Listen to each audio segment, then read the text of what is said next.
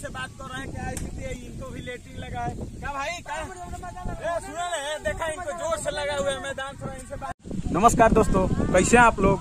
उम्मीद करते हैं आप लोग अच्छे होंगे। तो चलिए हम जैसे कि पहले हम लोग गांव में रात में जैसे तिलक या बारात से हम लोग आते थे, जागरण हो जाता था जिसको रात में हम लोग नहीं सोते थे, तो गांव में आकर के पेड़ के छां में, पेड़ के छां के पास खटिया चौकी या मचान लगा करके हम लोग सोते थे लोग, और आपस में कहीं ना कहीं प्रेम बांटते थे लोग, एक दूसरे के बीच अपना अपना दुख शेयर करते थे लोग, और प्रेम भाईचारा बना रहता था।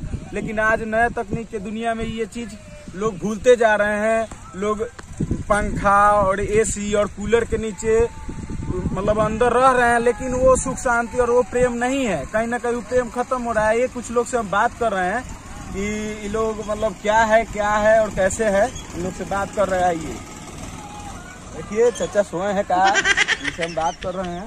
देखिए चाचा, देखिए कहीं से आए हैं, इनसे बात कर रहे हैं। चाचा क्या हाल है? ठीक है। कहाँ थे रात में? बारात गए थे। तो देखिए बारात से आकर सोए हैं, इनका भी जागरण रात भर नाच था। अच्छा, ऑर्केस्ट्रा देख कर आए हैं। अब तो पेड़ के छाव तो कैसन हवा लगता है? बहुत बढ़िया लगता। अच्छा, तो भोज तो भयल है बढ़िया, खूब बढ़िया। बारात में मार नानू भयल ना, बारात शांति से सब हो गल।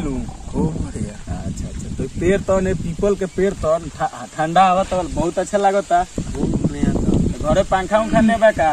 बहुत पंखा बा, कूलर बा, एसी बा, सब बा, लेकिन ये पीपल के पेड़ के हवा, लेकिन एक हवा थोड़ी उदी। अरे बताइए, इनके पास सब कुछ है, लेकिन ये जो पीपल के छां का जो हवा है, ये हवा वो एसी के अंदर नहीं है। कहीं ना कहीं इसके मतलब छां में जो हवा है उसमें दम नहीं है। क्या चाचा? सही। हाँ, तो देखिए बात इनसे हो रहा है तो बता रहे हैं। तो पहले जैसे होत रहे कि आके कुछ लोग आपस में दो चार खटिया लगा के बात भी लोग करत रहे, लेकिन आज देखत नहीं कि एक गो बाटे लोग नहीं थे उतना। पहल का प्रेम नहीं के रह गए, पहल का युग नहीं के रह गए। अच्छा, पहल का दिन नहीं के रह गए।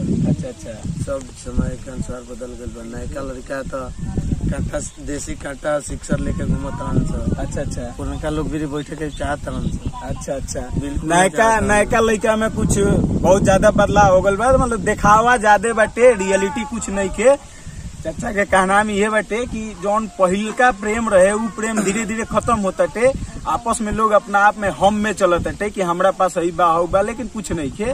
कहीं ना कहीं वो कब खत्म हो जाये ओकर पता ना चली। कोरोना ये चीज दिखा दिले बटे लोगों के। क्या चाचा? आज के दुनिया बाकी बा कुछ ने हवा बा ज्यादा। जी। पहले के दुनिया में ढेर कुछ रहे, लेकिन हवा कुछ ना रहे। बस पहले में प्रेम भाईचारा बहुत ज्यादा रहे। बस भाईचारा, एक दूसरे के सहयोग बहुत ज्यादा होते रहे, लेकिन आज वो सहयोग नहीं के। धीरे धीरे गांव से भी खत्म हो चल जाता थे, लेकिन एकरा के बरकरार रखना जरूरी बाटे। जैसे पेड़ के नीचे खटिया लगा के कितना बढ़िया प्रेम बटात रहे एक दूसरे से। हम गल भेल दी नींद रात के जगरम लख भेल दी से आवत नहीं है। अच्छा, तो देखने कैलेंडर भी एगो चौकी बिछावल बा। अच्छा, तो रौड़ो सोचनी आवा तो घरे मिली ने। अच्छा, तो यही लगा के 2 घंटा काहे न बताओ, क्या गजब के मजा बाटे पेड़ के लिए। सुत गई नहीं आगे पे रात के एगो मटकुरवा बा। अच्छा, बेटी बहन भतीजी लगी और भोज बोले बाटे। अभी भोज रेगुलर भोज चलता के ठीक लगे। आज सुत रही तनी 2 घंटा यही सुत रहा, हम शांति के नींद पड़ी। अच्छा, यही से सुत रहनी है। पेड़ तो कहीं न कहीं शांति भी बहुत अच्छा रहेला, ठीक न। और लेके तब रहते के पीपल के पेड़ सब और बढ़िया। पीपल के पेड़ के तो और अच्छा छाया रहेला, और अच्छा ऑक्सीजन भी मिली, फ्रेश हवा मिली। और भी लोग बाटे, कुछ लोग से और भी बात हुई। बड़काऊ बानी तनी सा पूछल जाए कि आज के प्रेम में कहा बाटे। आइए दादा बात कर रहे हैं इनसे कि पहले और आज। तो पहले तो लोग बारात उरात से आकर के बहुत अच्छा पेड़ तन आराम करत रहनी लोग। आज उ सब चीज खत्म हो गई बाटे। आज चीज उ नहीं खे। आज लोग पंखा तन आराम करत टे का, तब मन नहीं खे भरत नु। आज पंखा तन पहले के लोग बारात 2-2, 3-3 रात बारात रह जात रहे का। आज के लोग आज रात में बारात गल दुआरी लागल 2 घंटा के बारात में दिन भर रहल तब आए, तिलको गल तो पहले दिन भर रहल तो लोग आयल, लेकिन आज के लोग जाता 2 घंटा तिलक चढ़ो चाहे मत चढ़ो घरे चलो। 2 घंटे पहले लोग बारात कैसे तिलक जात रहे? अच्छा गाड़ी साइकिल से, साइकिल से, बैलगाड़ी से बताइए पहले सुविधा था कठही गाड़ी, शायद आप लोग नहीं देखे होंगे कठही गाड़ी क्या होता है। बैलगाड़ी तो हम आप लोग को वीडियो में दिखा चुके हैं, बैलगाड़ी आप लोग देख लीजिएगा प्ले लिस्ट में जाकर के बैलगाड़ी दिखाया हुआ है, कठही गाड़ी है। लोग पैदल भी चल जाता था। पहले प्रेम था क्या? पहले प्रेम था कि भतीजा के शादी बैठे, भाई के शादी बैठे, भतीजी के शादी बैठे, लोग पैदल ही चल जाते रहे चाहे कितना भी दूरी होके। लेकिन आज लोग स्कॉर्पियो खोजते थे, फॉर्च्यूनर चाहिए तो स्कॉर्पियो चाहिए, बोलेरो चाहिए, न तो ऐसे लोग जाए खातिर तैयार नहीं थे का बात ही ना बा। अरे बबुआ पहले आज के दुनिया में रसगुल्ला खियावल जाता तब वो लोग के शरीर में उतना ताकत नहीं के पहले रोज पूरी या भुजिया नाश्ता करावल जाता है। अच्छा, आज नाश्ता में तरह तरह के मिठाई रखल जाता है, लेकिन पहले नाश्ता में पूरी और भुजिया खिलावल जाता है जी। लेकिन आज के लोग कितना मिठाई खा रहे हो, लेकिन पहले के लोग जितना ताकत नहीं थे हो सकता। पहले के जो दोपहर के सतुआ में दम रहे नु, आज के बर्गर पिज्जा में नहीं थे भाई। आज के बर्गर पिज्जा खा के भी तरह लोग में दम नहीं के जितना पहले के लोग के सतुआ में दम रहे का जी। बात सही है ना? पहले बहुत अच्छा प्रेम रहे, प्रेम छुटो रहे, प्रेम रहे पार्टनर होता पुरनका बहुत हमने के एथी कहले लोटा लेके आवत हो, लोटा लेके होता है ना देखो रात बरात तो ज्यादा पुलाव खा ले। लोटा लेके जाता नहीं क्या? कल बारात गए थे, बगल में था। अच्छा दुनिया पूरी थोड़ा ज्यादा खा ले, गरम का माहौल है। अच्छा और थोड़ा वो पेट खराब हो गया। तो खुला में लेटिंग जाता नहीं क्या है? लोटा उटा लेके खुला में जाता नहीं, हवा हुआ लागला। अच्छा खुला हवा लागला तो खुला, हाँ ऐसा हवा लगी।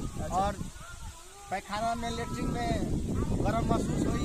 अच्छा मतलब पैखाना में थोड़ा गर्मी महसूस हुई या खुला में तो फ्रेश हवा लगी।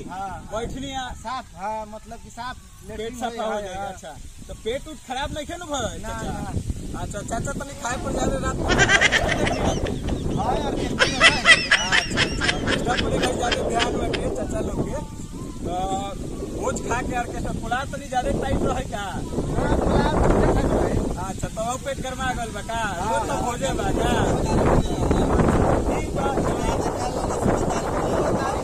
अच्छा तारीख ले लो।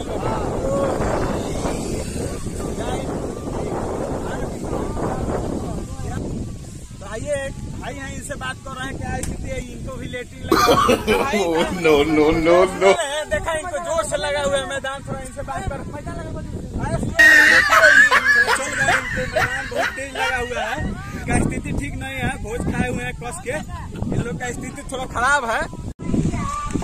जैसा कि आप लोगों ने देखा कि गांव में बहुत सारा प्रेम था पहले, जो कि धीरे धीरे खत्म हो रहा है। तो उस प्रेम को बरकरार रखिए आप लोग।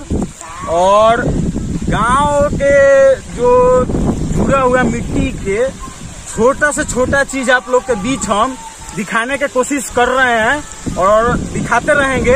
अगर वीडियो अच्छा लगा हो तो लाइक कर दीजिएगा और कमेंट बॉक्स में बताइए कि आप बारात तिलक में जाकर ऑर्केस्ट्रा देख रहे हैं कि नहीं, आप बुनिया पूरी खा रहे हैं कि नहीं, ठीक ना? ऐसे ही वीडियो के लिए चैनल को सब्सक्राइब कर लीजिएगा ताकि नोटिफिकेशन सबसे पहले आपके पास पहुंचे। तब तक के लिए धन्यवाद, फिर मिलते हैं अगले वीडियो में।